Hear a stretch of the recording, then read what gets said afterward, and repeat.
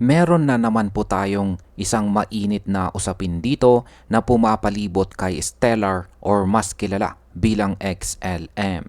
Mabilis po na tumataas ang kanyang presensya sa crypto market dahil sa kanyang malalaking galaw at posibleng pagsali sa isang bagong Made in America crypto ETF.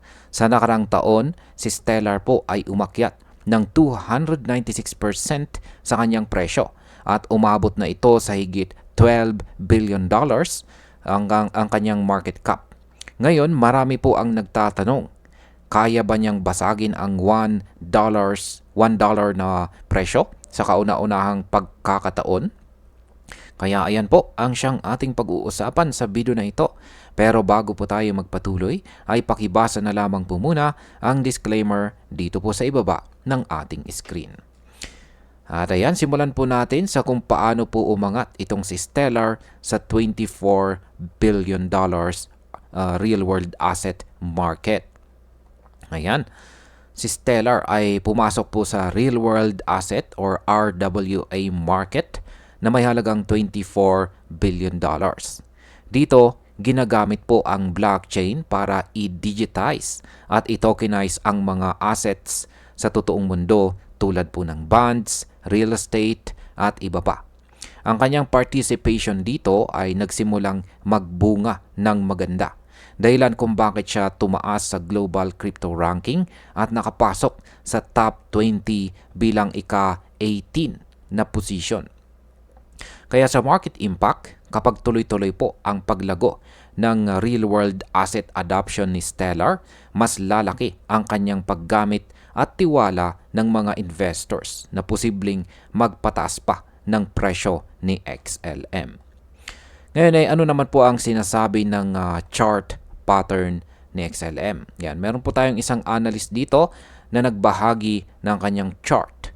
Sabi niya, siya po si Ginong Ali Martinez. Sabi niya rito, Stellar XLM needs more dip before the breakout to $1.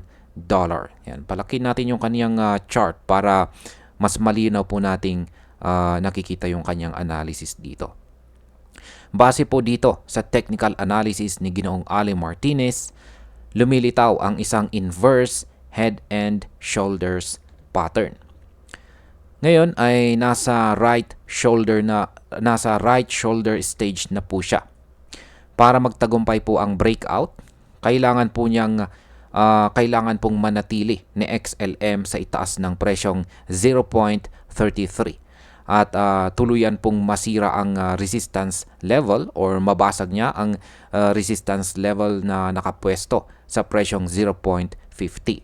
Kung ito ay mangyari, posibleng makamit po ni Stellar ang price target na $1 sa unang pagkakataon.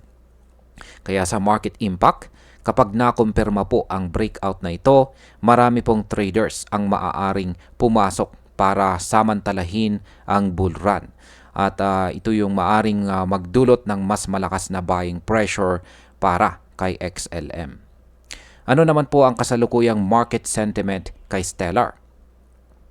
Bagamat maganda po ang pattern, hindi lahat ay favorable ngayon or favorable ngayon.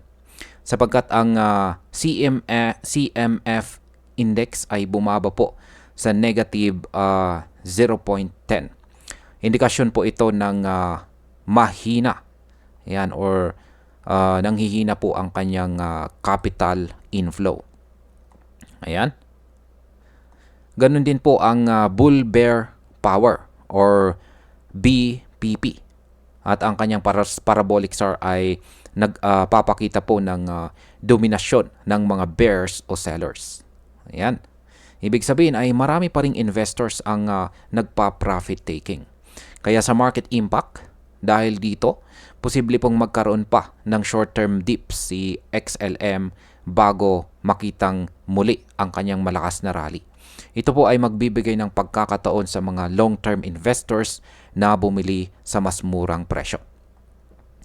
Paano naman po naapektuhan ni Bitcoin ang galaw ni Stellar? Sa kabila ng sariling lakas ni XLM, naapektuhan din siya ng pagbulusok ni Bitcoin sa ibaba po ng presyong 109.5K. Dahil dito, bumaba po ng 10% ang presyo ni Stellar sa loob lamang ng isang buwan.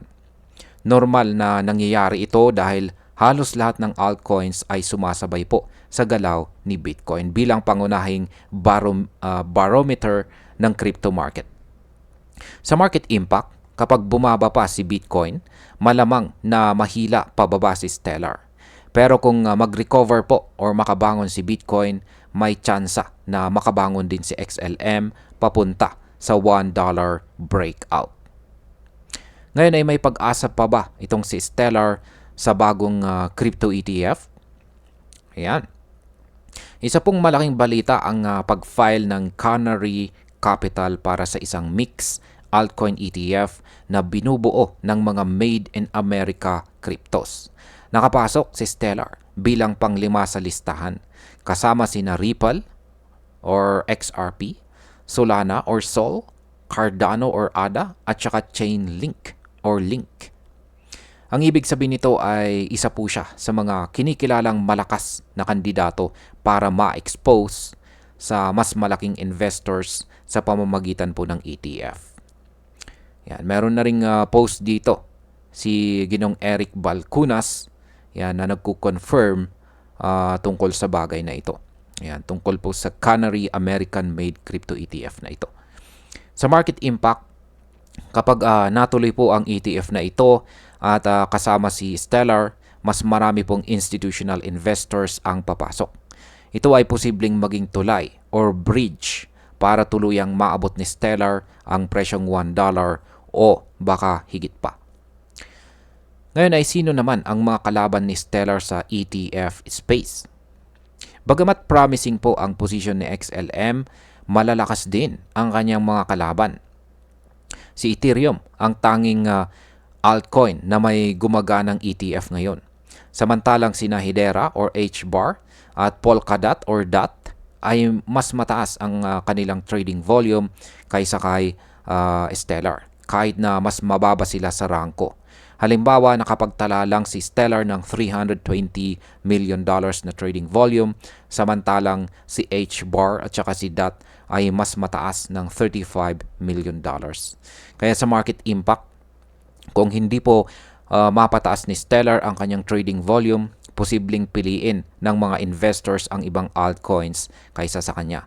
Kaya malaking hamon po ito para kay XLM na ipakita ang kanyang liquidity at saka adoption. Yan, bilang panghuli, si Stellar po ay may malinaw na may malakas na potensyal, lalo na sa kanyang pagsali sa 24 billion real world asset market at sa posibilidad na siya ay mapasama sa isang bagong ETF. Pero hindi rin natin dapat baliwalain ang kasalukuyang bearish signals at mababang trading volume niya kumpara sa ibang mga competitors. Sa tingin ko, kung makasama po siya sa ETF at suportahan ng magandang market sentiment, kaya po niyang maabot ang $1 na presyo sa unang pagkakataon. Ngunit para po sa mga traders, mas mainam po na bantayan muna natin ang kanyang galaw, lalo na kapag bumaba pa si Bitcoin. Kung sakaling makuha po ni Stellar ang tiwala ng institutional investors sa pamamagitan po ng ETF, posibleng hindi lang $1 ang target, kundi mas mataas pa sa susunod na taon. At hanggang dito na lamang po tayo sa video na ito, mga ka-crypto. Marami pong salamat sa panonood. Ingat po tayo lagi at God bless po sa ating lahat.